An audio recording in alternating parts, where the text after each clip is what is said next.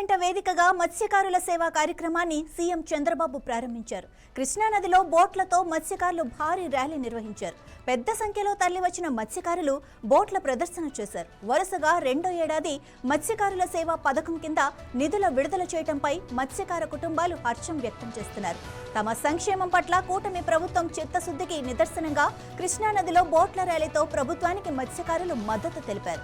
వేట నిషేధ సమయంలో ఇబ్బంది పడకుండా ఒక్కో మత్స్యకార కుటుంబానికి ప్రభుత్వం 20,000 రూపాయల ఆర్థిక భరోసా ఇస్తోంది.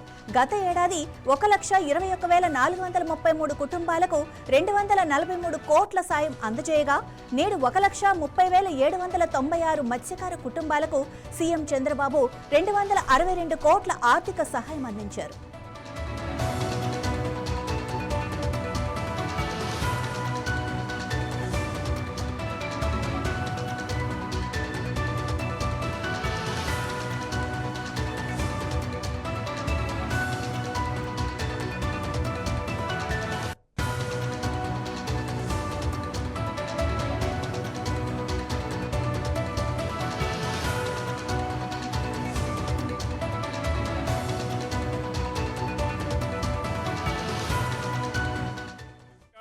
కూడా మాట్లాడాను.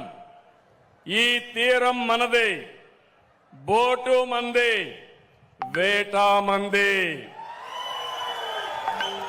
రాజీ లేదు.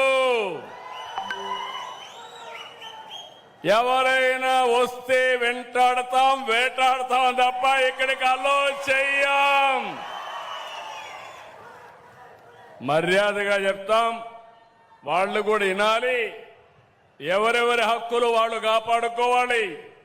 వాళ్ళ కోసం మన జీవనోపాధి కోల్పోవడం కరెక్ట్ కాదని మరొక్కసారి హామీ ఇస్తున్నా. తుమ్మలపెంట వేదికగా మత్స్యకారుల సేవా కార్యక్రమాన్ని సీఎం చంద్రబాబు ప్రారంభించారు. ఇక వేట నిషేధ సమయంలో మత్స్య వృత్తి కింద వాళ్ళకి 20,000 రూపాయలు పంపిణీ చేశారు.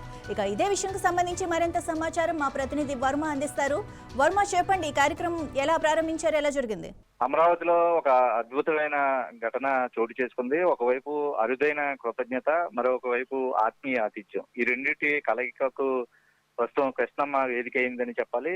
కూటమి ప్రభుత్వం రెండో ఏడాది మత్స్యకారుల సేవలో ఏదైతే నిధులు విడుదల చేయడంతో కృష్ణానదిలో పెద్ద సంఖ్యలో బోట్లు అలాగే పడవలతో సీఎం ఇంటి వరకు వచ్చి చంద్రబాబుకి అలాగే లోకేష్ కి కృతజ్ఞతలు తెలియజేసిన అత్యద్భుతమైన ఘటన అయితే ఈ రోజు అమరావతిలో చోటు చేసుకుంది. వెంకటాయపాలెం అలాగే తుమ్మలపాలెం, సీతానగరం, కుమ్మరపాలెలకు చెందినటువంటి మత్స్యకారులు సుమారుగా 100 బోట్లలో రావడం అయితే జరిగింది. మత్స్యకారులు ఇంట్లో చూసినటువంటి విద్యాశాఖ మంత్రి నారా లోకేష్ వారికి అభివాదం కూడా చేశారు. రమ్మంటూ కూడా తన ఇంటికి ఆహ్వానించడంతో మత్స్యకారులందరూ కూడా ఒకసారిగా సీఎం ఇంటికి రావడం అయితే జరిగింది.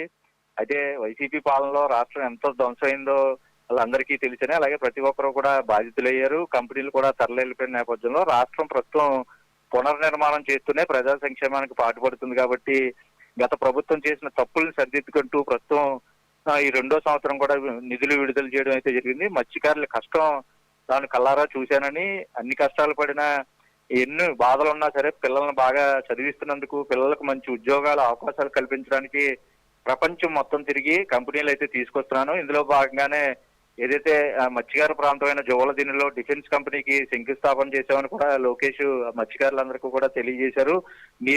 మీరు పడిన కష్టం మీ పిల్లలు పడకుండా బాగా చదివించండి, వాళ్ళకి ఉద్యోగాలు ఇచ్చే పూచి నాది అంటూ కూడా వాళ్ళకి భరోసా కల్పించిన పరిస్థితుల్లో ఒకవైపు తమిళ జాలర్లు కూడా ఈ రాష్ట్రం వైపులోకి నీళ్లలోకి చొచ్చుకు రాకుండా ఉండేందుకు సర్వేలెన్స్ కోసం ఈ అటానమస్ పెట్రోలింగ్ వ్యవస్థను కూడా తీసుకురావడం అయితే జరిగిందని, సాగర్ డిఫెన్స్ కంపెనీ కూడా ఏర్పాటు చేయబోతుందని ఆయన కూడా తెలియజేయడం అయితే జరిగింది. అయితే మత్స్యకారులకి ఏ కష్టం వచ్చినా సరే, ఏ సమస్య అయినా ఎప్పుడు మా ఇంటి తలుపులు తెరిచి ఉంటాయని లోకేష్ వాళ్ళకి భరోసా కూడా ఇచ్చిన నేపథ్యంలో ఇంట్లో కూర్చోబెట్టుకునే మత్స్యకారులు అందరితో కూడా ఆప్యాయంగా మాట్లాడినటువంటి మంత్రి వాళ్ళతో ప్రతి ఒక్కరితో కూడా ఫోటోలు దిగారు. తాము సీఎంకు కృతజ్ఞతలు చెప్పడానికి వస్తే మంత్రి లోకేష్ తమకు ఆత్మీయ ఆతిథ్యం ఇచ్చారంటూ కూడా మత్స్యకారులు సంతోషం వ్యక్తం చేశారు. అయితే ఎప్పుడు కూడా మత్స్యకారులకు సంబంధించినంత వరకు 2 నెలల పాటు, అంటే 60 రోజుల పాటు వేట నిషేధం ఉన్న నేపథ్యంలో పూర్తిగా కూడా మత్స్య సంపద పెరిగేందుకు వేట నిషేధం అన్నది. ఎందుకంటే ఈ సీజన్ లో చేపలన్నీ కూడా గుడ్లు పెట్టి వాటిని పిల్లలు చేసే సమయంలో వేటాడేస్తే వాటి సంపద సృష్టింపబడదు కాబట్టి 2 నెలల్లో ఏదైతే మే జూన్ నెలకు సంబంధించి మళ్ళీ జూలై 15వ తారీఖు వరకు కూడా ఈ 2 నెలల పాటు 60 రోజులు వేట నిషేధం ఎప్పుడు ప్రతి సంవత్సరం విధిస్తూ ఉంటుంది. దానిలో భాగంగానే వాళ్ళకి భరోసా కల్పించేందుకు ప్రతి కుటుంబానికి 20,000 రూపాయలు ప్రస్తుతం మత్స్యకార భరోసా అంటూ కూడా ఇస్తున్న నేపథ్యంలో ప్రస్తుతం ఆ నిధులు విడుదల చేసిన సందర్భంలో ఈ కృష్ణమ్మ ఒడి నుంచి ఈ పడవల వందనం అన్న కార్యక్రమాన్ని ప్రస్తుతం ఈ మత్స్యకారులందరూ చేయడంతో అటు సీఎం అలాగే మంత్రి నారా లోకేష్ కూడా పూర్తిగా కూడా దీన్ని చూసి ఒక ఎంత ఆశ్చర్యానికి గురి చేశారు.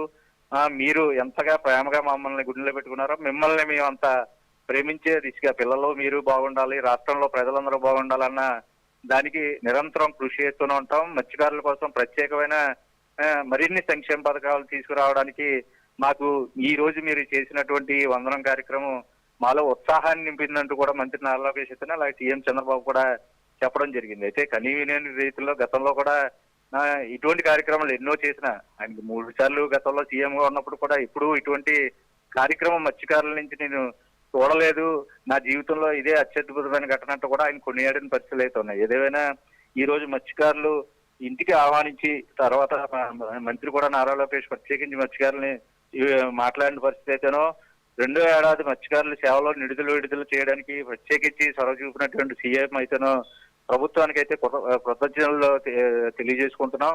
మేము మీ రుణం ఎప్పటికీ తీర్చుకుంటూ కూడా మత్స్యకారుల సీఎంని చంద్రబాబుని అలాగే లోకేష్ ను కూడా పొగడతలతో ముంచెత్తిన పరిస్థితులు కూడా ఉన్నాయి. ఏదైనా కృష్ణమ్మ ఒక అరుదైన ఘటన అయితే ప్రస్తుతం చోటు చేసుకుంది. కృతజ్ఞత తెలుపుకున్నారు, ఒకవైపు ఆతిథ్యం కూడా స్వీకరించిన 2 కలయిక పూర్తిగా కూడా అటు సీఎంలోనే అలాగే మంత్రి నారా లోకేష్ లో కూడా కొంత ఉత్సాహాన్ని అయితే నింపిందని చెప్పుకోవాలి మాది.